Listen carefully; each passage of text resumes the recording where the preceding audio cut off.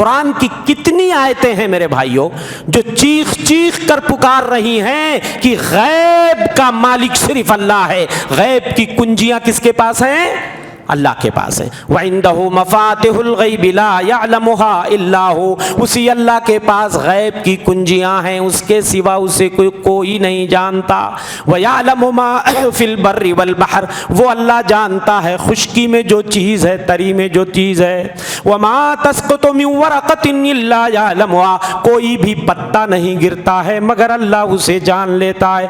آپ کائنات کے امام ہیں، اللہ کے محبوب ہیں، چٹائی پہ سو رہے ہیں، آپ کے لیے کوئی گدا بنا دیتے ہیں، آپ آرام سے سوئیے۔ آپ نے فرمایا مالی وللدنیا، او لوگوں میں دنیا لے کے کیا کروں گا، انما مثلی و مثل الدنیا، میری اور دنیا کی مثال ایسے کمثل راکب استظل تحت شجرہ، اس شے سوار کی طرح جو کسی درخت کے نیچے اترتا ہے، سایہ حاصل کرتا ہے، ثم رآہا وترکہا، پھر وہاں سے چلا جاتا ہے۔ اور یہ تیسرا اور فائنل حکم جو نازل ہوا کہ بے شک شراب، جوا، سٹا اور ایسے ہی غیر اللہ کی عبادت کے لیے جو چیزیں نصب کر دی جاتی ہیں، استھان بنا دیا جاتا ہے، یا قسمت آزمانے کے لیے جو تیر چلائے جاتے ہیں، یہ سب رجس ہیں، یعنی پلید ہیں، غلیظ ہیں، نجس ہیں، شیطانی اعمال میں سے۔ تو تم اب فائنل اس سے تمہیں پرہیز کرنا ہے، بالکل پرہیز کرنا ہے، تاکہ تم فلاح پانے والے ہو جاؤ، کامیاب ہونے والے بن جاؤ۔ الحمدللہ رب العالمین والعاقبۃ للمتقین، والصلاة والسلام علی اشرف الانبیاء والمرسلین،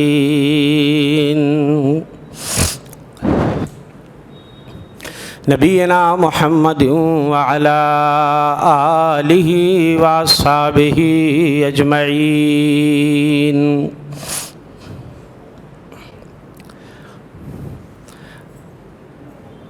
بزرگان دین، نوجوان دوستوں اور ساتھیوں،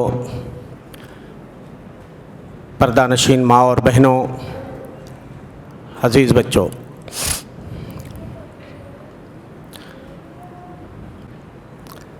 ساتویں پارے کی تلاوت ہم اور آپ نے نہایت ہی اطمینان و سکون کے ساتھ سماعت کی۔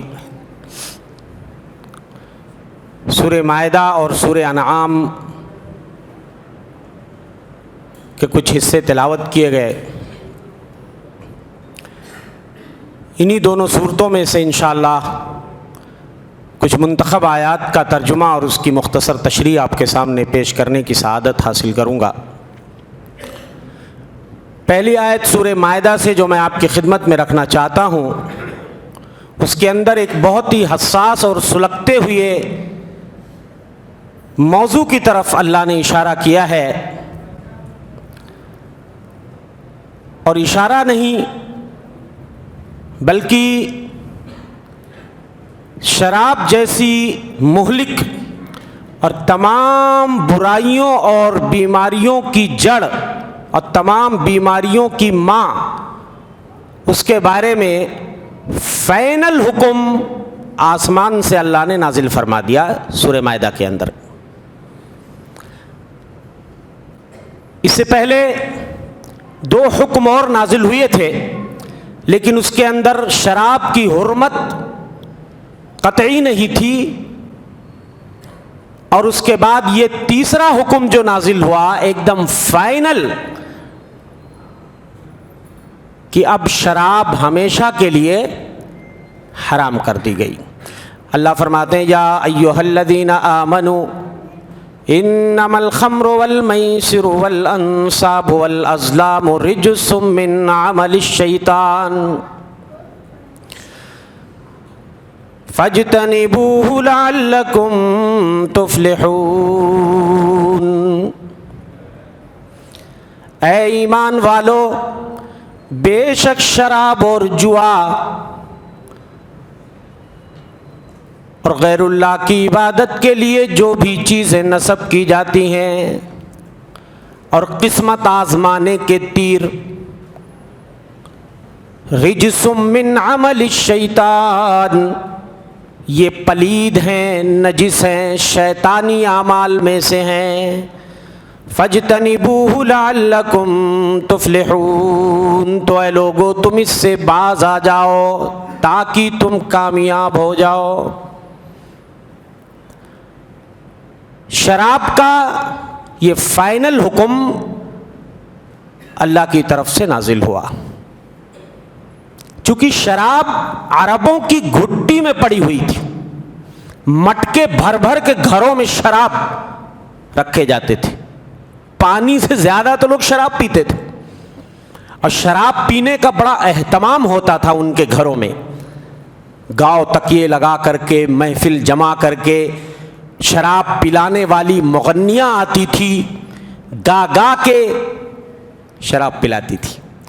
تو ذرا دھیرے دھیرے اللہ تعالی شراب کی حرمت کی طرف لا رہا ہے، اور یہ تیسرا اور فائنل حکم جو نازل ہوا کہ بے شک شراب، جوا، سٹا اور ایسے ہی غیر اللہ کی عبادت کے لیے جو چیزیں نصب کر دی جاتی ہیں، استھان بنا دیا جاتا ہے، یا قسمت آزمانے کے لیے جو تیر چلائے جاتے ہیں، یہ سب رجس ہیں، یعنی پلید ہیں، غلیظ ہیں، نجس ہیں، شیطانی اعمال میں سے۔ تو تم اب فائنل اس سے تمہیں پرہیز کرنا ہے، بالکل پرہیز کرنا ہے، تاکہ تم فلاح پانے والے ہو جاؤ، کامیاب ہونے والے بن جاؤ۔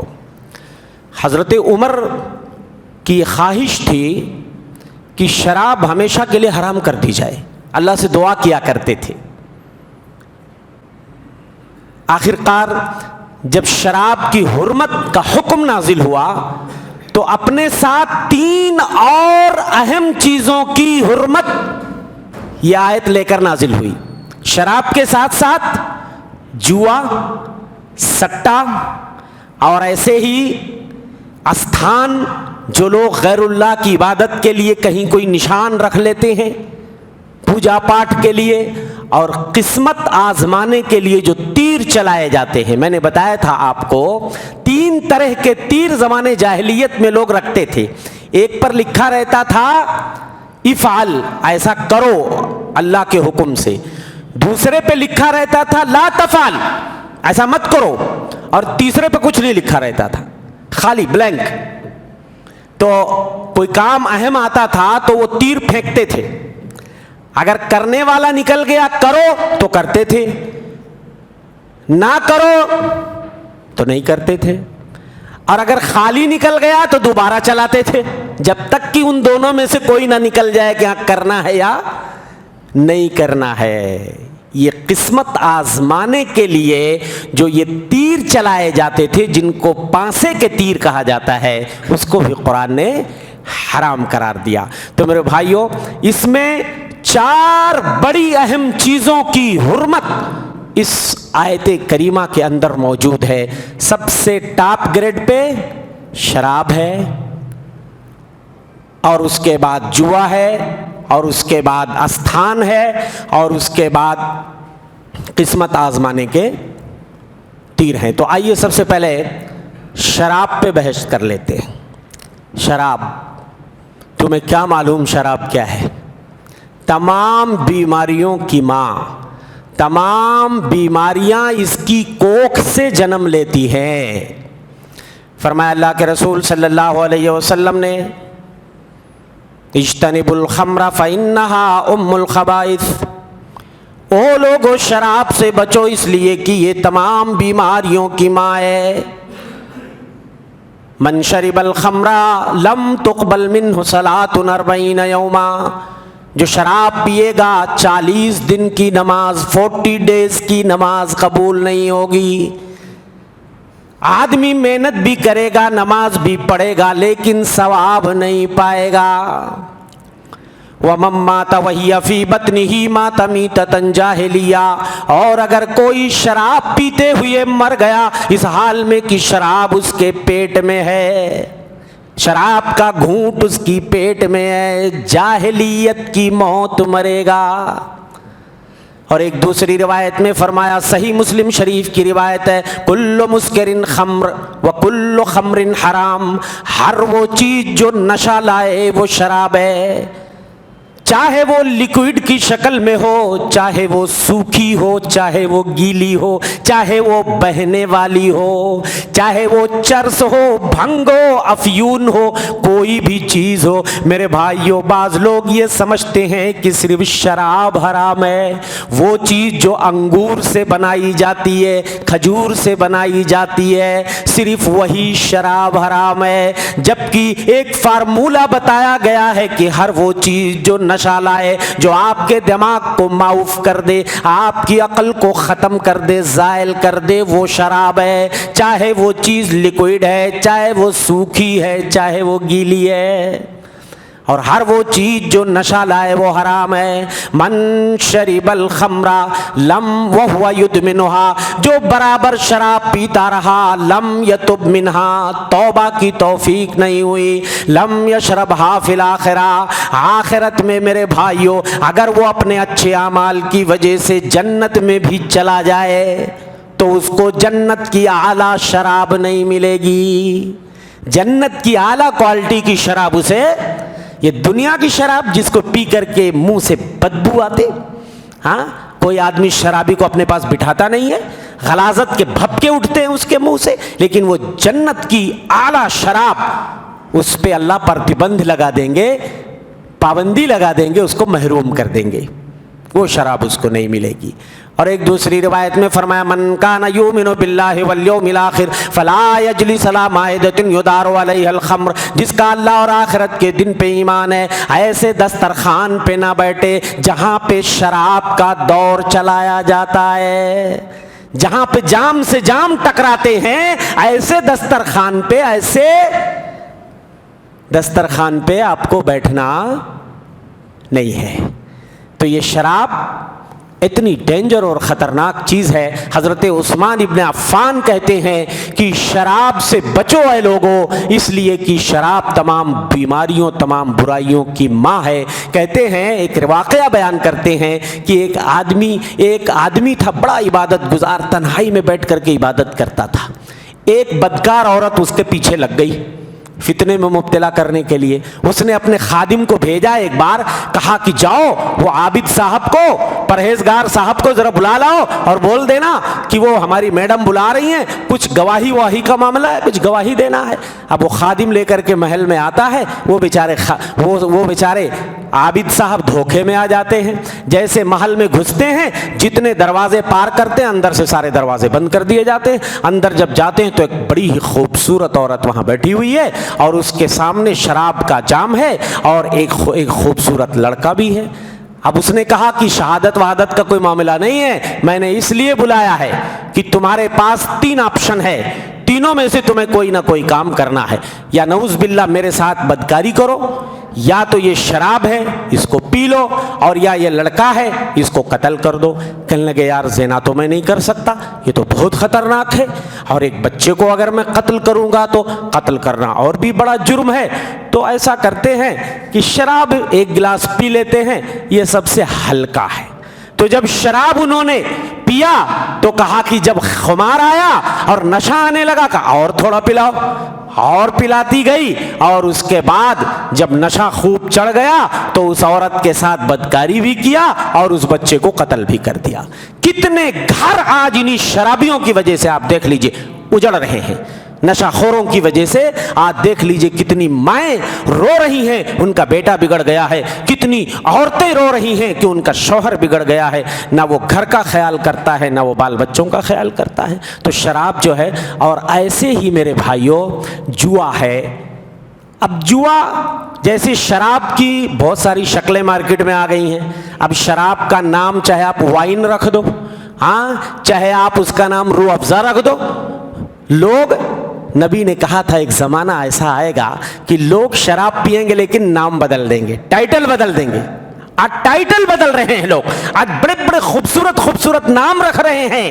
میرے بھائیوں نام بدلنے سے کچھ نہیں ہوتا ہے، شراب تو شراب ہے۔ ایسے ہی جوا کو دیکھ لیجئے، چاہے اس کا نام آپ لاٹری رکھ دو، چاہے آپ प्राइस बांड रख दो। आज जुआ की इतनी शक्लें मार्केट में आ गई हैं, सट्टे की इतनी शक्लें हैं कि आप तसव्वुर नहीं कर सकते। अजीब अजीब नामों से बाजार और मार्केट में लोग सट्टा लगा रहे हैं, जुआ खेल रहे हैं। तो नाम बदलने से मेरे भाइयों कुछ नहीं होता है। तो ये सारी चीज़ें रिज्स हैं, पलीद हैं, नजिस हैं, शैतानी आमाल में से हैं, और इससे बचने के बारे में कहा गया है। उसके बाद अल्लाह फरमाते हैं इन्नमा युरीदुश्शैतानु अन युक़िअ बैनकुमुल अदावत वल बग़ज़ा, बेशक शैतान चाहता है कि वो तुम्हारे दरमियान अदावत और दुश्मनी फैला दे शराब और जुए के हवाले से। वयसुद्दकुम अन ज़िक्रिल्लाहि व अनिस्सलाति फहल अंतुम मुंतहून। दो चीज़ों का ताल्लुक दुनिया से है, दो चीज़ों का ताल्लुक आखिरत से है। शैतान तुम्हारे दरमियान अदावत, दुश्मनी और बुग़्ज़ और नफ़रत डालना चाहता है, इसका ताल्लुक दुनिया से है। और दो चीज़ों से रोकना चाहता है, उसका ताल्लुक आखिरत से है। अल्लाह के ज़िक्र से शैतान रोकना चाहता है, शराब और जुए के हवाले से, और तुम्हें नमाज से रोकना चाहता है। फहल अंतुम मुंतहून, तो क्या तुम बाज आते? अब भी तुम बाज नहीं आओगे? इतनी खतरनाक चीज है कि तुम्हारे दरमियान अदावत और दुश्मनी भी फैलेगी और एक दूसरे का कत्ल भी आदमी कर देता है। आप जुआरी को देख लीजिए, शराबी को देख लीजिए, आदमी नशे में है, किसी को कत्ल भी कर सकता है। जुआरी जब जुए में हार जाता है तो जीतने वाले को कत्ल कर देता है। होता है कि नहीं होता है? तो अदावत और दुश्मनी की लहर इससे दौड़ जाती है। इसलिए अगर मुआशरे को क्लीन बनाना है, साफ शफाफ बनाना है, तो हमें अपने बच्चों को इन बुराइयों से दूर रखना होगा। आज नौजवान नस्ल नशाखोरी की लानत में गिरफ्तार हो चुकी है और कितने घर उजड़ रहे हैं इन्हीं शराब की वजह से और सट्टेबाजी की वजह से, जुए की वजह से। तो अल्लाह ताला नौजवान नस्ल की हिफाजत फरमाए। और उसके बाद आगे जब हम चलते हैं सूरे अनआम से मैं एक आयत लेता हूँ। अल्लाह फरमाते हैं वमा मिन दाब्बतिन फिल अर्दि वला ताइरिन यतीरु बिजनाहिहि इल्ला उममुन अम्सालुकुम। ज़मीन में जितने भी जानवर हैं, जितने भी चलने वाले जानवर हैं और अपने दोनों परों पे जितने भी उड़ने वाले परिंदे हैं, इल्ला उममुन अम्सालुकुम, तुम्हारी तरह वो भी उम्मत हैं। क्या मतलब है इसका? जितने भी जमीन में जानवर हैं और फजा में उड़ने वाले जितने परिंदे हैं, यानी चरिंद परिंद दरिंद सब तुम्हारी तरह उम्मत हैं। उम्मत का एक मतलब मुफस्सिरीन ने यह बताया है, अल्लामा बग़वी वगैरह ने, कि तुम्हारी तरह वो भी एक सिन्फ हैं, एक जिन्स हैं। जैसे तुम्हारी एक जिन्स है कि तुमको बनु आदम कहा जाता है, तुमको इंसान कहा जाता, ऐसे वो भी एक सिन्फ हैं और उनको भी उम्मत कहा गया है। एक हदीस में फरमाया अल्लाह के रसूल सल्लल्लाहु अलैहि वसल्लम ने, लौला अन्नल किलाब उम्मा, अगर ये ना होता कि कुत्ते भी एक उम्मत हैं तो मैं कुत्तों को कत्ल करने का हुक्म दे देता, तमाम कुत्तों को मैं मारने का हुक्म दे देता, लेकिन नहीं, वो तुम्हारी तरह एक उम्मत है। तो फ़क़्तुलू मिन्हा कुल्ल अस्वदिन बहीम, जो काला कुत्ता होता है और ख़ास तौर से जो फाड़ खाने वाला काला कुत्ता, उसको शैतान कहा गया है। ये मतलब नहीं है कि काला कुत्ता कहीं भी देख लो तो बोलो यही शैतान है, उसके अंदर शैतानी सिफत पाई जाती है। तो काला कुत्ता जिसको अल कल्बुल अकूर कहा जाता है, काला कुत्ता फाड़ खाने वाला कुत्ता, उसके अंदर शैतानी सिफत पाई जाती है, इसलिए सिर्फ उसको मारने की इजाज़त है। तो एक मतलब ये हुआ। और दूसरे मुफस्सिरीन ने ये मतलब बताया है कि जैसे इंसानों को अल्लाह पैदा करता है, जवान करता है, फिर मार देता है, और जैसे इंसानों को अल्लाह रोज़ी देता है, हाँ, और उनकी मसलहतों का एहतमाम करता है, ऐसे इस कायनात में जितनी भी उम्मतें हैं, चाहे वो चरिंद हैं, परिंद हैं, दरिंद हैं, सबको अल्लाह पैदा करता है, सबको वही बड़ा करता है, सबकी रोज़ी का इंतज़ाम भी वही करता है और सबकी मसलहतों का भी ख्याल वही करता है और वही सबको मारता भी है। और उसके बाद अल्लाह फरमाते हैं मा फर्रतना फिल किताब मिन शै, हमने लौहे महफूज के अंदर कोई کوئی کمی نہیں چھوڑی ہے، ساری چیزیں لوح محفوظ میں لکھی ہوئی ہیں۔ کچھ لوگ یہ سمجھتے کہ لوح محفوظ میں صرف انسانوں کے بارے میں لکھا ہوگا یا جنات کے بارے میں، ان کی تقدیریں، ان کی روزیاں، ان کی زندگی، ان کی موت۔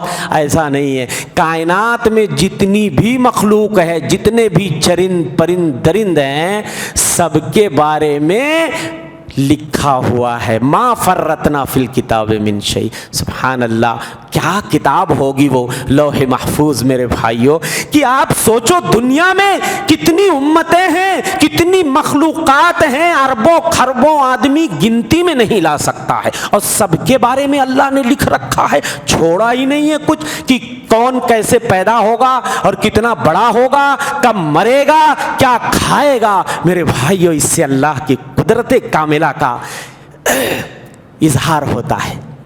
اللہ کی ذات کتنی پاورفل ذات ہے اور کتنی قدرت والی ذات ہے کہ میرے بھائیوں، کہ ایک چونٹی، حقیر سی چونٹی کالی سیاہ رات میں کیا کھاتی ہے، کون سا دانہ کسی پہاڑ کی کھوہ میں بیٹھ کر ایک چونٹی کیا کھا رہی ہے، میرے مولا کو پتا ہے۔ وہ چلتی ہے تو اس کے سرسراہٹ کو بھی وہ جان لیتا ہے، اور وہ کون سی غذا لے گئی ہے اپنے پیٹ میں وہ بھی جان لیتا ہے۔ کہیں رات کی تاریکی میں کسی درخت سے اگر ایک پتا بھی گرتا ہے تو میرا مولا اس کو بھی جان لیتا ہے۔ پھر اللہ فرماتے ہیں ثم الی ربہم یحشرون، جیسے تمام امتوں کے بارے میں، تمام مخلوق کے بارے میں ہم نے سب کچھ لکھ دیا ہے اور سب کی روزی کا ہم نے بندوبست کر دیا ہے، کسی کو ہم بھوکا نہیں رکھتے، ایسے ہی سارے لوگوں کو ہم دوبارہ اٹھائیں گے۔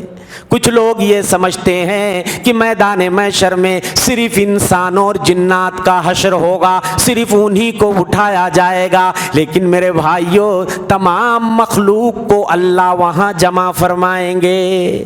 انسانوں اور جنات کے علاوہ جو مخلوق ہیں ان کا تو حساب ایسا نہیں ہوگا کہ ان سے شرک اور کفر کے بارے میں پوچھا جائے یا ان سے ایمان و عمل کے بارے میں پوچھا جائے، یہ تو ان کا حساب ایسا نہیں ہوگا، لیکن اتنا ضرور ہوگا کہ دنیا میں کسی جانور نے، کسی چرند پرند درند نے دوسرے کو اگر مارا ہوگا، ظلم کیا ہوگا، تو اللہ جل شان ہو اس سے بدلہ دلائیں گے۔ حضرت ابو ہریرہ فرماتے ہیں کہ بدلہ دلانے کے بعد اللہ فرمائیں گے کونی ترابا، تمہارا معاملہ اب ختم ہو گیا، جنت جہنم کا تمہارا کوئی معاملہ نہیں ہے، پل صراط پر سے تم کو بھی نہیں گزرنا ہے، بس تم مٹی ہو جاؤ۔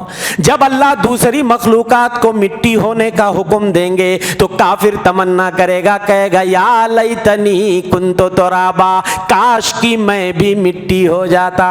جیسے دوسری مخلوق مٹی میں مل گئی تو سب بعد میں مٹی ہو جائیں گے، اور صرف کون بچیں گے؟ انسان جنات کا ہی فیصلہ ہوگا کہ کس کو جنت میں لے جانا ہے اور کس کو جہنم میں لے جانا ہے۔ تو میرے بھائیوں، اللہ کی ذات کتنی عظیم ہے۔ دوسری جگہ اللہ فرماتے ہیں وَمَا مِن دَابَّةٍ فِي الْأَرْضِ إِلَّا عَلَى اللَّهِ رِزْقُهَا، زمین میں جتنے بھی جانور ہیں، چرند پرند ہیں، سب کی روزی کا ذمہ اللہ پر ہے۔ وَيَعْلَمُ مُسْتَقَرَّهَا وَمُسْتَوْدَعَهَا، یہ تمام مخلوقات کہاں رات گزارتی ہیں، کہاں پناہ لیتی ہیں، وہ بھی میرا مولا جانتا ہے، اور مرنے کے بعد یہ مخلوق کہاں دفن ہوں گی یہ بھی جانتا ہے۔ اب آپ سوچو کہ کتنی مخلوق ہے کائنات کے اندر، کوئی گن سکتا ہے؟ اور سب کی روزی وہی، سب کو روزی بھی وہی دیتا ہے، اور ساری مخلوق کہاں رات گزارتی ہیں، دن میں کہاں آتی جاتی ہیں وہ بھی جانتا ہے، اور مرنے کے بعد کہاں ان کو دفن ہونا ہے، کہاں مرنا ہے وہ بھی جانتا ہے۔ اس سے اللہ کی قدرت کا، عظیم قدرت کا پتہ چلتا ہے میرے بھائیوں۔ لیکن افسوس کہ ایسی ذات کو لوگوں نے چھوڑ کر نہ جانے کیسے کیسے لوگوں سے اپنا رابطہ جوڑ لیا ہے، اور کیسے کیسے لوگوں نے حاجت روا اور مشکل کشا سمجھ لیا ہے۔ تو اللہ نے جھجھوڑ کر رکھ دیا ہے، اور اپنی قدرت کے بے شمار نمونے اس صورت کے اندر اللہ نے دکھائے ہیں۔ اور اس کے بعد ایک اور آیت کی طرف میں لے کے چلتا ہوں آپ کو، سورہ انعام ہی کی آیت ہے، اللہ فرماتے ہیں وَمَا الْحَيَاةُ الدُّنْيَا إِلَّا لَعِبٌ وَلَهْوٌ وَلَلدَّارُ الْآخِرَةُ خَيْرٌ لِلَّذِينَ يَتَّقُونَ أَفَلَا تَعْقِلُونَ۔ یہ دنیا کی زندگی ایک کھیل اور تماشا ہے، دنیا کی زندگی انٹرٹینمنٹ ہے، اس سے زیادہ کچھ نہیں۔ آخرت کی زندگی بہتر ہے ان لوگوں کے لیے جن کے دل میں ڈر ہوتا ہے، جو متقی ہوتے ہیں۔ افلا تعقلون، تم سمجھتے کیوں نہیں؟ یہ دنیا کی زندگی میرے بھائیوں صرف نظر کا ایک فریب ہے، ایک دھوکہ ہے، اس سے زیادہ کچھ نہیں۔ یہ چند دنوں کے لیے دنیا خوب چمکتی ہے، دمکتی ہے، رجھاتی ہے، لیکن میرے بھائیو عقل مند آدمی دنیا کی آرائش و زیبائش پہ کبھی نہیں مرتا، اس کی نگاہ میں ہمیشہ آخرت کی زندگی ہوتی ہے۔ اسی لیے اللہ ایک دوسری جگہ فرماتے ہیں اعلموا انما الحیات الدنیا لعب ولہو، وہ لوگوں جان لو کہ دنیا کی زندگی ایک کھیل تماشا ہے، انٹرٹینمنٹ ہے۔ ورلڈ کپ جب دنیا میں کہیں بھی ہوتا ہے بہت زیادہ اس کا اہتمام ہوتا ہے۔ ورلڈ کپ کا جب آغاز ہوتا ہے پوری دنیا سے رقاصائیں بلائی جاتی ہیں، نہ جانے کیسی کیسی آتش بازی، کروڑوں روپے آتش بازیوں پہ خرچ کر دیا جاتا ہے، دلہن کی طرح اسٹیڈیم کو سجا دیا جاتا ہے، لوگ کھیل دیکھنے کے لیے کتنے پیسے برباد کر دیتے ہیں، لیکن کھیل تو کھیل ہوتا ہے، چند دنوں تک چلتا ہے، اس کے بعد کہانی ختم ہو جاتی ہے، پورا اسٹیڈیم پھر سے ویران ہو جاتا ہے۔ ایسے ہی سمجھ لو دنیا کی زندگی چند دنوں کے لیے دنیا خوب چمکتی ہے، مہکتی ہے، دمکتی ہے، خوب رجھاتی ہے، جو نادان ہوتے ہیں وہ دنیا پہ مرنے لگتے ہیں۔ اللہ فرماتے جان لو کہ دنیا کی زندگی ایک کھیل تماشا ہے، انٹرٹینمنٹ ہے، اس سے زیادہ کچھ نہیں۔ وزینہ، اور زینت اختیار کرنے کی چیز ہے۔ وتفاخر بینکم، آپس میں فخر جتلانے کی چیز ہے دنیا۔ آدمی فخر جتلاتا ہے میرے پاس تو اتنی دولت ہے، تمہارے پاس کیا ہے؟ میرے پاس اتنی دولت ہے، میرے پاس تو اتنے بیٹے ہیں، میرے پاس اتنی پراپرٹی ہے، بینک بیلنس ہے، گاڑی گھوڑا مکان بنگلہ ہے، تمہارے پاس کیا ہے؟ یہی آدمی دنیا میں کرتا ہے، آپس میں فخر جتلاتا ہے۔ وَتَكَاثُرٌ فِي الْأَمْوَالِ وَالْأَوْلَادِ، اور ایسے ہی مال اور اولاد میں ایک دوسرے پہ کثرت پہ آدمی فخر کرتا ہے۔ ہمارے پاس 1 درجن لڑکے ہیں، مار مار کے تمہاری پیٹھ توڑ دیں گے۔ آدمی اپنے بیٹوں پہ فخر کرتا ہے، اپنے جوان بیٹوں پہ فخر کرتا ہے، اپنی گاڑی اور بنگلے پہ فخر کرتا، یہی دنیا ہے۔ كَمَثَلِ غَيْثٍ أَعْجَبَ الْكُفَّارَ نباتہ، جیسے بارش جب گرتی ہے اس کے نتیجے میں جب کھیتی لہلہاتی ہے تو کسانوں کو بڑا اچھا لگتا ہے، کھیتی کرنے والوں کو بڑا اچھا لگتا ہے جب ان کی کھیتی چمکنے لگتی ہے، لہلہانے لگتی ہے۔ لیکن میرے بھائیوں بتاؤ یہ کھیتی کتنے دن چمکے گی؟ چند دنوں تک ہری رہتی ہے، چمکتی ہے۔ اللہ فرماتے ہیں ثم یہیج فتراہ مصفرا، پھر یہ کھیتی سوکھنے لگتی ہے، زرد ہو جاتی ہے۔ فتراہ مصفرا، تم اس کو زرد دیکھنے لگتے ہو، اس کا رنگ زرد ہو جاتا ہے، وہ کھیتی کمھلا جاتی ہے۔ ثم یکون حطاما، پھر اس کی کہانی ختم ہو جاتی ہے، پھر وہ چورا چورا ہو جاتی ہے، اس کی کٹائی ہو جاتی ہے، اور پھر جب اس سے بالیوں سے دانے نکال لیے جاتے ہیں پوری کھیتی صاف ہو جاتی ہے، کہانی ختم ہو جاتی ہے۔ کبھی لگتا ہے کہ یہاں پہ کھیتی لہلہا رہی تھی۔ وَفِي الْآخِرَةِ عَذَابٌ شَدِيدٌ وَمَغْفِرَةٌ مِّنَ اللَّهِ، آخرت میں یا تو 2 ہی معاملہ ہوگا، یا دردناک عذاب ہوگا، یا تو اللہ کی طرف سے مغفرت اور بخشش ہوگی۔ وَمَغْفِرَةٌ مِّنَ اللَّهِ وَرِضْوَانٌ، اللہ کی طرف سے بخشش ہوگی، اس کی خوشنودی ہوگی۔ 2 ہی معاملہ ہوگا، یا تو آپ آرام میں ہوں گے یا تو آپ عذاب میں ہوں گے۔ وَمَا الْحَيَاةُ الدُّنْيَا إِلَّا متاع الغرور، دنیا کی زندگی محض ایک کھیل تماشا ہے میرے بھائیوں، فخر جتلانے کی چیز ہے، غرور کی چیز ہے، اس سے زیادہ کچھ نہیں۔ جگہ جی لگانے کی دنیا نہیں ہے، جگہ جی لگانے کی دنیا نہیں ہے، یہ عبرت کی جا ہے تماشا نہیں ہے۔ جہاں میں ہے عبرت کے ہر سو نمونے، مگر جہاں میں ہے عبرت کے ہر سو نمونے، مگر تو نے جہاں میں ہے عبرت کے ہر سو نمونے، جو معمور تھے وہ محل اب ہیں سونے۔ جگہ جی لگانے کی دنیا نہیں ہے، یہ عبرت کی جا ہے تماشا نہیں ہے۔ ملے خاک میں اہل شاہ کیسے کیسے، مکیں ہو گئے لا مکاں کیسے کیسے، ملے خاک میں اہل شاہ کیسے کیسے، زمین کھا گئی نوجوان کیسے کیسے۔ جگہ جی لگانے کی دنیا نہیں ہے، یہ عبرت کی جا ہے تماشا نہیں ہے۔ میرے بھائیو، دنیا میں ایسے رہو جیسے کوئی اجنبی ہوتا ہے یا مسافر ہوتا ہے۔ اللہ کے رسول نے حضرت عبداللہ ابن عمر کے کندھے پہ ہاتھ مارا، کہا کن فی الدنیا کانک غریب، او عبداللہ دنیا میں ایسے رہو جیسے کوئی آدمی اجنبی ہوتا ہے، او عابر سبیل، یا کوئی مسافر ہوتا ہے۔ اجنبی یا مسافر کسی جگہ سے دل نہیں لگاتا۔ میں چند دن کے لیے، ایک مہینے کے لیے آپ کے درمیان آیا ہوں، کتنا بھی آرام و آشائش آپ مجھے دے دیجئے، لیکن میرا دل تو میرے گھر میں، میرے شہر میں اٹکا ہے۔ کب میرا ٹائم ختم ہو اور میں اپنے گھر کو پہنچ جاؤں۔ آپ کہیں بزنس کے لیے جاتے ہو تو آپ کا بھی دل آپ کے شہر کرنول میں اٹکا رہتا ہے، جیسے آپ کا کام ختم ہوتا بھاگ کے اپنے شہر میں آ جاتے ہو۔ ایسے دنیا میں رہو۔ حضرت عبداللہ ابن عمر فرمایا کرتے تھے، اذا اصبحت فلا تنتظر المساء، صبح کرو تو شام کا انتظار مت کرو، شام کرو تو صبح کا انتظار مت کرو۔ وخذ من صحتک لمرضک، اپنی صحت سے بیماری کا حصہ لے لو اور اپنی زندگی سے موت کا حصہ لے لو۔ آج عمل ہے، حساب نہیں، کل حساب ہوگا، عمل نہیں۔ کائنات کے امام مدنی سردار کی زندگی کتنی سادگی والی زندگی تھی۔ چٹائی پہ لیٹے ہوئے ہیں، چٹائی کے اثرات آپ کے پہلوؤں میں نظر آ رہے ہیں۔ صحابہ نے کہا لو اتخذنا لک وطان یا رسول اللہ، اللہ کے رسول آپ کے لیے گدا گلیچہ ہم بنا نہ دیں۔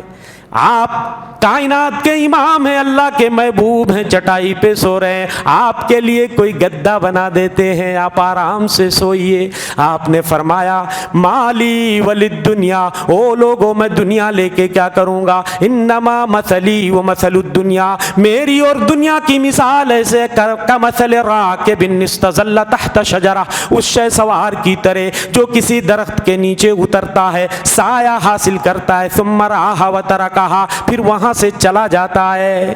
سوار آدمی، مسافر آدمی جب کہیں دھوپ لگتی ہے تو کیا ہوتا ہے، کسی درخت کے سائے تلے ٹھہرتا ہے، تھوڑی دیر آرام کرتا ہے، پھر وہاں سے چلا جاتا ہے۔ یہی مثال ہے۔ ایک بار حضرت عمر نبی کے گھر میں تشریف لائے، کائنات کے امام کے گھر کا جائزہ لیا، دیکھا تھوڑا سا جو رکھا ہوا ہے کونے میں، دو چمڑے لٹک رہے ہیں سر کے اوپر، دیکھا کہ کوئی خاص سامان تو نظر ہی نہیں آ رہا ہے کائنات کے امام کے گھر میں۔ ہاں، نہ کوئی صوفہ ہے، نہ کوئی گدا ہے، نہ کوئی خاص سامان ہے۔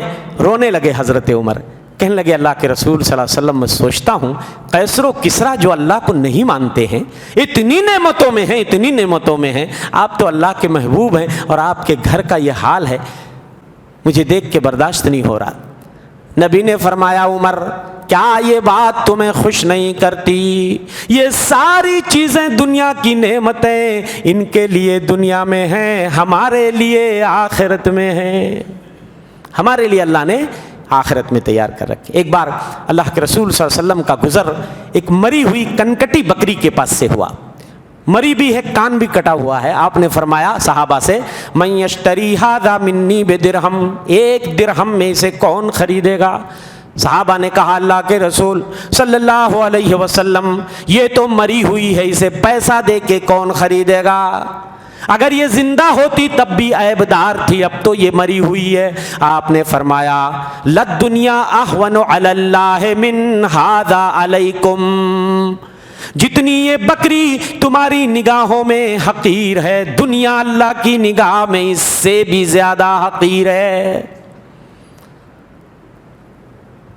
اور اگر دنیا کی کوئی حیثیت ہوتی اللہ کی نگاہ میں تو نبی کریم صلی اللہ علیہ وسلم فرماتے ہیں لو کانت الدنیا تعدل عند اللہ جناح بعوضہ، ایک مچھر کے پر کے برابر بھی اگر دنیا کی حیثیت ہوتی، ما سقا منہا کافرا شربۃ ماء، اللہ کسی کافر کو ایک گھونٹ پانی بھی دنیا سے نہیں پلاتا، لیکن کافروں کو بھی دے رہا ہے، وہ بھرپور دے رہا ہے، اس لیے کہ دنیا کو کوئی حیثیت ہی نہیں ہے۔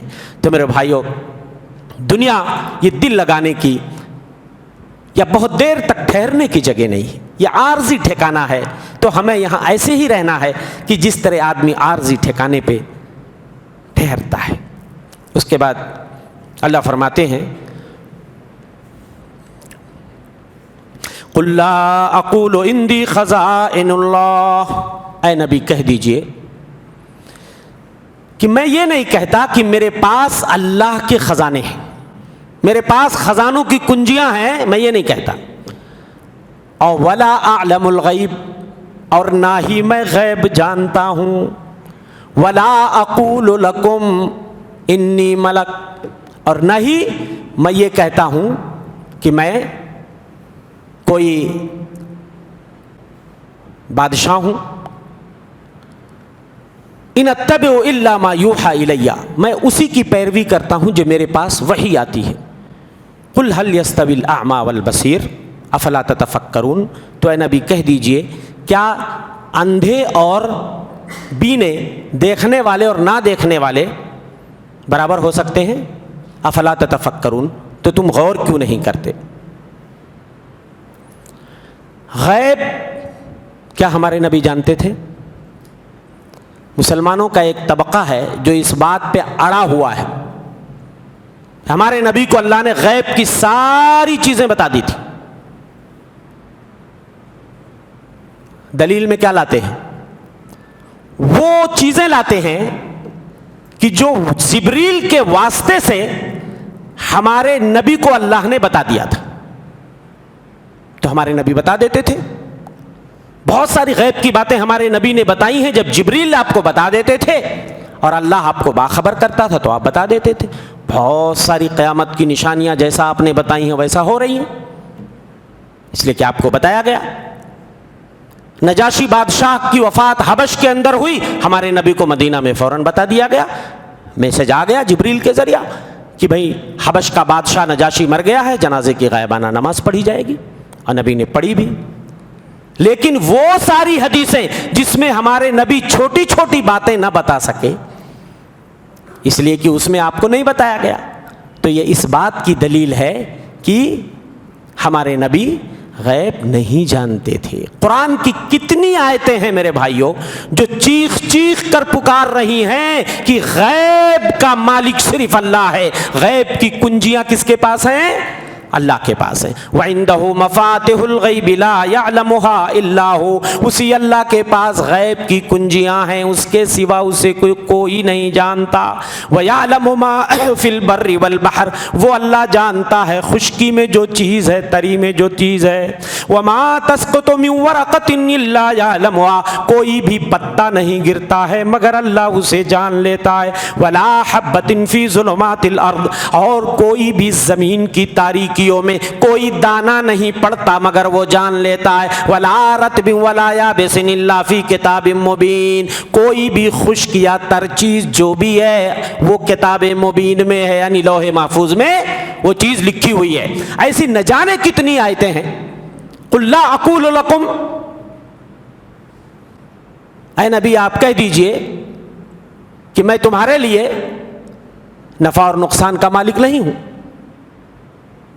قُلْ لَا أَمْلِكُ لِنَفْسِي نَفْعًا وَلَا ضَرًّا، اے نبی کہہ دیجئے میں اپنی جان کے نفع نقصان کا مالک نہیں ہوں، تو میں تمہیں کیا فائدہ پہنچا سکتا ہوں؟ تو میرے بھائیوں، کتنی ایسی دلیلیں ہیں، کتنی ایسی حدیثیں ہیں کہ جس سے یہ پتہ چلتا ہے کہ ہمارے نبی بہت ساری چھوٹی چھوٹی باتیں بھی بسا اوقات نہیں بتا پاتے تھے۔ آپ کے جوتے میں گندگی لگی ہوئی ہے، مسجد نبوی میں آپ نماز پڑھا رہے ہیں، کچی فرش ہوتی تھی، ایسی فرش نہیں ہوتی تھی، جوتا پہن کے لوگ نماز پڑھتے تھے۔ آپ کے جوتے میں گندگی لگی ہے، جبریل آیا اور بتایا کہ آپ کے جوتے میں گندگی لگی، آپ نے جوتا نکال دیا، تو صحابہ نے بھی جوتا نکال دیا نماز کی حالت میں۔ سلام پھیرنے کے بعد آپ نے پوچھا کہ بھئی تم نے جوتے کیوں نکال دیے؟ کہنے لگے آپ کو دیکھا تو ہم نے بھی نکال دیا۔ تو آپ نے فرمایا میرے جوتے میں گندگی لگی تھی، تمہارے جوتے میں تو نہیں لگی تھی، ہم کو جبریل نے آ کے بتایا تو ہم نے نکال دیا۔ آپ کو نہیں معلوم تھا، ورنہ آپ گندگی لگے ہوئے جوتے میں کیا نماز کے لیے ٹھہرتے؟ نہیں ٹھہرتے۔ آپ کی بیوی پہ الزام لگا بدکاری کا، اتنے دنوں تک ہمارے نبی پریشان رہے، آپ کا کلیجہ پھٹنے لگا، آپ کی بیوی کو اتنی پریشانیاں ہوئیں، روتے روتے ان کا برا حال ہو گیا، بیماری سے نڈھال ہو گئی، مگر ہمارے نبی معاملے کو کلیئر نہیں کر پا رہے ہیں کہ میری بیوی سچی ہے یا جھوٹی ہے۔ اتنی باتیں لوگوں نے بنائی کہ آپ کے من میں بھی کہیں نہ کہیں ڈاؤٹ ہونے لگا کہ پتہ نہیں معاملہ کیا ہے، یہاں تک کہ جب سورہ نور کی آیتیں اتری تب جا کر کے معاملہ کلیئر ہوا کہ نہیں، یہ سارے معاملات جھوٹے ہیں اور یہ منافقوں کی کارستانیاں ہیں جو خانوں میں رنگ بھر رہے ہیں اور آپ کی بیوی کو بدنام کرنے کی اور آپ کو پریشان کرنے کی سازشیں کر رہے ہیں۔ تو میرے بھائیوں، وہ اللہ کی ذات ہے جس کے پاس غیب کے خزانوں کی کنجیاں ہیں، غیب کی کنجیاں ہیں، اس کے علاوہ غیب کوئی نہیں جانتا ہے۔ تو دونوں دلیلیں ہمیں ساتھ لے کر چلنی ہوگی۔ جو دلیلیں وہ ایسی ہیں جن سے یہ پتا چلتا ہے کہ ہمارے نبی غیب جانتے تھے، ان کا مطلب یہ ہے کہ وہ جبریل کے ذریعہ اللہ آپ کو بتا دیتا تھا تو آپ بتا دیتے تھے، اور جن حدیثوں سے یہ معلوم ہوتا ہے کہ آپ وہ چیزیں نہیں بتا پائے تو آپ کو نہیں اس بارے میں اللہ کی طرف سے علم عطا کیا گیا تو آپ نہیں بتا پائے۔ معاملہ کلیئر ہے، لیکن ایک سائیڈ کو آپ لے رہے ہیں، ایک سائیڈ کو آپ چھوڑ رہے ہیں، تو یہ تو بہت بڑی ناانصافی کی بات ہے۔ اس کے علاوہ میرے بھائیوں، وقت زیادہ ہو رہا ہے، میں آخری بات کہہ کر کے اپنی بات ختم کروں گا۔ اللہ فرماتے ہیں وَإِذْ قَالَ إِبْرَاهِيمُ لِأَبِيهِ آزَرَ أَتَتَّخِذُ أَصْنَامًا آلِهَةً، یاد کرو جب ابراہیم علیہ السلام نے اپنے باپ آزر سے کہا آپ بتوں کو اپنا معبود کیوں مانتے ہیں؟ انی اراک وقومک فی ضلال مبین، او میرے باپ میں آپ کو آپ کی قوم کو کھلی گمراہی میں پاتا ہوں۔ حضرت ابراہیم کے باپ آزر بہت بڑے بت گر بھی تھے، بت فروش بھی تھے، بتوں کو بناتے بھی تھے، بتوں کو بیچتے بھی تھے، ان کے بنائے ہوئے بت انٹرنیشنل پیمانے پہ شہرت رکھتے تھے۔ بہت بڑے پروہت کے گھر میں حضرت ابراہیم کی پیدائش ہوئی تھی۔ آپ چاہتے تو چپ مار کے بیٹھ جاتے، آپ کو وراثت اپنے باپ کی مل جاتی، آپ کو باپ کی گدی مل جاتی، لیکن اللہ نے آپ کو توحید کی دلیلیں ایسی سمجھائیں کہ حضرت ابراہیم نے نہ قوم قبیلے کی پرواہ کی، نہ اپنے باپ کی پرواہ کی، نہ حاکم وقت کی پرواہ کی، سب سے پنگا لینے کے لیے تیار ہو گئے۔ اپنے باپ کو کبھی سمجھا رہے ہیں، کبھی قوم قبیلے کو سمجھا رہے ہیں، کبھی بتوں کو توڑ رہے ہیں، کبھی بادشاہ سے مناظرہ کر رہے ہیں، مختلف چیلنجز کا سامنا حضرت ابراہیم اکیلے کر رہے ہیں۔ ہائے ہائے، اسی لیے قیامت والے دن حضرت ابراہیم جب اپنے باپ سے ملیں گے نا، ہر بیٹے کے دل میں اپنے باپ کے لیے درد ہوتا ہے، ہر بیٹا چاہتا ہے کہ اس کا باپ گمراہی کی دلدل سے نکل جائے۔ حضرت ابراہیم کا بھی دل روتا تھا کہ مجھے اللہ نے توحید کی اتنی دلیلیں سمجھائی ہیں کہ مجھے امام الموحدین بنا دیا اللہ نے۔ کبھی اللہ نے قانت کا لقب دیا، کبھی حنیف کا لقب دیا، کبھی اللہ نے امت کہا، خلیل بنایا اللہ نے آپ کو، لیکن باپ گمراہی میں ہے، بت پرستی میں ہے۔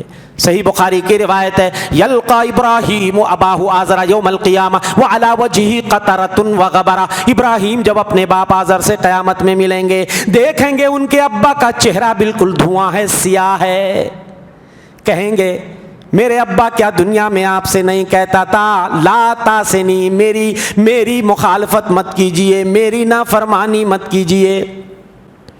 تو حضرت ابراہیم کے والد آزر کہیں گے الیوم لا آسیک، بیٹے آج تمہاری نافرمانی نہیں کروں گا۔ اللہ تعالیٰ ایک بار پھر سے حضرت ابراہیم اپنے باپ کے لیے دعا کرنے کی کوشش کریں گے، کہیں گے یا رب انک وعدتنی اللہ تخزنی یوم یبعثون، اے اللہ تو نے مجھ سے وعدہ کیا تھا دنیا میں کہ قیامت کے دن تو مجھے رسوا نہیں کرے گا۔ فَأَيُّ خِزْيٍ أَخْزَىٰ مِنْ أَبِي الْأَبْعَدِ، میرے باپ تیری رحمت سے دور ہیں میرے مولا، اس سے بڑی رسوائی میری کیا ہوگی؟ تو اللہ نے فرمایا ابراہیم تم نے میرا یہ فیصلہ نہیں سنا تھا، انی حرمت الجنت علی الکافرین، میں نے جنت کو کافروں پہ حرام قرار دے دیا ہے، جنت کو کافروں پہ حرام قرار دے دیا ہے۔ تو میرا فائنل ڈیسیژن دنیا میں نے سنا دیا تھا کہ میں کافروں کے لیے جنت کو حرام کر رہا ہوں۔ تو اب پتہ یہ چلا کسی نبی کا باپ کیوں نہ ہو، کسی ولی کا باپ کیوں نہ ہو، کتنا قریبی رشتہ دار کیوں نہ ہو، اگر شرک پہ مر گیا تو اس کی بھی معافی نہیں ہو سکتی ہے۔ اس کے بعد کہا جائے گا انظر تحت رجلیک، او ابراہیم اپنے پیروں کے نیچے دیکھو، پیروں کے نیچے جیسے ہی نگاہ پھرائیں گے فَإِذَا هُوَ بِالذِّبْحِ مُلْتَقِطٍ، ان کے باپ کی منڈی، ان کا سر کٹ کے زمین پہ گر جائے گا، خون میں لت پت ہو جائیں گے، جیسے بجو کی شکل میں ایک جانور ہوتا ہے بجو، اس کی طرح ان کی شکل ہو جائے گی، خون میں لت پت پڑے ہوں گے۔ فرشتوں کو کہا جائے گا ان کے پیروں کو پکڑ کر گھسیٹ کر جہنم میں پھینک دیں گے۔ اللہ فرماتے ہیں وَكَذَلِكَ نُرِي إِبْرَاهِيمَ مَلَكُوتَ السَّمَاوَاتِ وَالْأَرْضِ وَلِيَكُونَ مِنَ الْمُوقِنِينَ، ایسے ہم نے ابراہیم کو آسمان و زمین کی عظیم سلطنت دکھا دی تھی، آسمان و زمین کی نشانیاں اللہ نے حضرت ابراہیم کو دکھا کے ان کے ایمان کو ایک دم پختہ کر دیا تھا۔ توحید والے تو تھے ہی، لیکن آسمان و زمین کی نشانیاں، ملکوت کا مطلب عظیم سلطنت۔ امام بغوی لکھتے ہیں کہ آسمان و زمین کی نشانیاں اللہ نے حضرت ابراہیم کو دکھا دی تاکہ ان کی توحید اور پختہ ہو جائے۔ آنکھوں سے دیکھنے پر عین الیقین آ جاتا ہے، پہلے بھی میں ایک علم پہلے تھا لیکن یہاں عین الیقین آ جائے گا، مشاہدہ کرا دیا اللہ نے۔ کیسے؟ امام بغوی نے حضرت مجاہد اور سعید بن جبیر کا قول نقل کیا ہے اپنی تفسیر میں کہ ایک چٹان پہ کھڑے ہوئے حضرت ابراہیم اونچی جگہ پہ، اور اللہ نے سارے پردے ہٹا دیے، زمین آسمانوں میں عرش تک دکھا دیا کیا کیا نشانیاں قدرت کی ہیں، اور زمین میں اسفل السافلین تک بالکل نیچے بالکل گہرائی تک اللہ نے دکھا دیا کہ اللہ کی کیا کیا نشانیاں زمین کے اندر ہے، تاکہ ابراہیم لیکون من الموقنین، تاکہ ابراہیم کیا ہو جائیں؟ یقین کرنے والوں میں، پختہ یقین، یقین تو پہلے بھی تھا لیکن عین الیقین آ جائے مشاہدہ کرنے کے بعد۔ تو حضرت ابراہیم کی توحید کو اللہ نے اتنا پختہ، اور اس کے بعد والی جو آیتیں آ رہی ہیں اس کے لیے وقت نہیں ہے، وہ مناظرہ جو آپ پڑھتے ہو کہ ستارہ نکلا تو کہا یہ میرا رب ہے، چاند نکلا تو کہا یہ میرا رب ہے، ڈوب گیا تو کہا یہ کیسے رب ہو سکتا ہے، اور جب سورج نکلا تو کہا یہ تو بہت بڑا رب ہے۔ قوم والے خوش ہو گئے، بولے چلو میرے کسی بھی معبود کو تو یہ مانا نہ بندہ، لیکن انہیں کیا پتا تھا کہ ابراہیم علیہ السلام ان کو گھیر رہے ہیں چاروں طرف سے، انہی کے سامنے ان کو گھیر رہے ہیں۔ ستارہ نکلا کہا یہ میرا رب ہے، چاند نکلا تو کہا یہ میرا رب ہے، جب یہ سب ڈوب گئے تو سورج کو کہا کہ، اور جب وہ بھی ڈوب گیا تو کہا میں اپنے چہرے کو اس اللہ کی طرف پھیرتا ہوں۔ ایسا گھیر گھیر کے مارا اپنی قوم کو کہ سارے لوگ سر جھکا لیے، کوئی بھی سر اٹھانے کے لائق نہیں رہے گا۔ کہا یہ تم ان کو پوجتے ہو، ان میں کیا دم ہے؟ ڈوبتے ہیں نکلتے ہیں، ڈوب جاتے ہیں نکلتے ہیں، ڈوب جاتے ہیں، جو ڈوب جائے وہ رب ہو سکتا کیا؟ ڈوبنے والا کبھی رب ہو سکتا ہے؟ میں اپنے چہرے کو اس اللہ کی طرف پھیرتا ہوں، ہاں، جو سب کا رب ہے، سارے جہانوں کا رب ہے۔ تو یہ حضرت ابراہیم کو اللہ نے توحید کے بہت سارے دلائل، حضرت ابراہیم کے واقعے میں میرے بھائیوں بہت عبرتیں ہیں، بڑی نصیحتیں، اس کو پڑھنا چاہیے کہ اللہ نے کیسے کیسے ابراہیم کو دلیلیں اللہ نے ہی سمجھائی تھی۔ اگر اللہ یہ توفیق نہ دیتا تو ابراہیم علیہ السلام بھی یہ دلیلیں شاید نہ دے پاتے اپنی قوم کو۔ تو اس سے فائدہ یہ ہوگا کہ آپ کو بھی اگر ایسے لوگوں کو فیس کرنا ہو اور ان کو سمجھانا ہو تو حضرت ابراہیم کی یہ دلیلیں آپ کے بہت کام آئیں گی۔ اللہ سے دعا ہے کہ مولا ہم تمام بھائیوں کی توحید کو، عقیدے کو اللہ مضبوط فرمائے، اور ایمان و عمل پہ ہمارا خاتمہ ہو، جب تک ہم دنیا میں زندہ رہیں عقیدے توحید پر زندہ رہیں، اسلام و ایمان پر قائم رہیں، شرک اور بدعت سے اپنے دامن کو بچاتے رہیں۔ آمین و ما توفیق الا باللہ، و صلی اللہ نبینا محمد۔ السلام علیکم ورحمۃ اللہ وبرکاتہ۔